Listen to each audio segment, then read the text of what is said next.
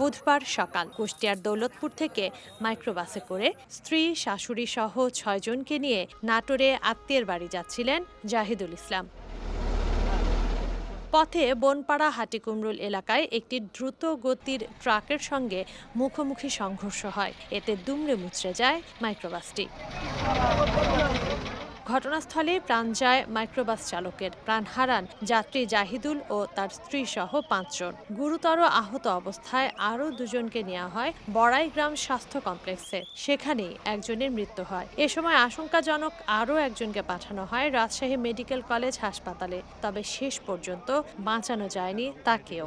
সামনাসামনি ধাক্কা লাগে ৬ জন মারা গেছে। আমরা নিজেই টানি টুনি বাই করেছি সব। এই রাস্তায় মাঝে মাঝে এরকম দুর্ঘটনা হয়, অনেক মানুষই মারা যায়। থেকে বনপাড়া পর্যন্ত এটা একটা ব্যস্ততম রোড। তো প্রথমত সরকারের কাছে জোর দাবি জানাচ্ছি এটাকে 4 লাইন করা হোক।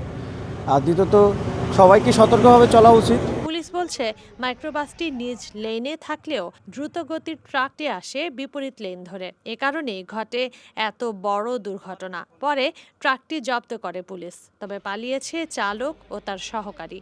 মাইক্রোবাসটা তার লেনেই ছিল, ট্রাকটা ওই তার লেন থেকে এই পাশে আসি মারি দেয়। মারি দিলে মাইক্রোবাসের যাত্রীরা জায়গায় ৫ জন মারা যায়, তার মধ্যে ৪ জনের নারী, ১ জন।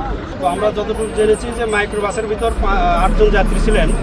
তো স্পটে আমরা এখানে ৫ জনকে ডেড অবস্থায় পেয়েছি।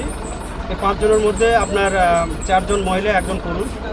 আর জীবিত অবস্থায় আমরা মুমূর্ষ অবস্থায় এখান থেকে আমরা ৩ জনকে প্রাথমিক চিকিৎসা দিয়ে উন্নত চিকিৎসার জন্য আমরা নিকটস্থ হাসপাতালে আমরা প্রেরণ করেছি। তো সেখানে যেটা জানতে পেরেছি সেখানে ২ জন মহিলা ছিল, ১ জন পুরুষ। নাটোরের বনপাড়া হাটিকুমরুল এলাকায় প্রায়ই ঘটে দুর্ঘটনা। গত ২৫ জুন এই এলাকাতেই সংঘর্ষ হয় ৪টি ট্রাকের। তানজিনা অন্ত, ওয়ান নিউজ ডেস্ক।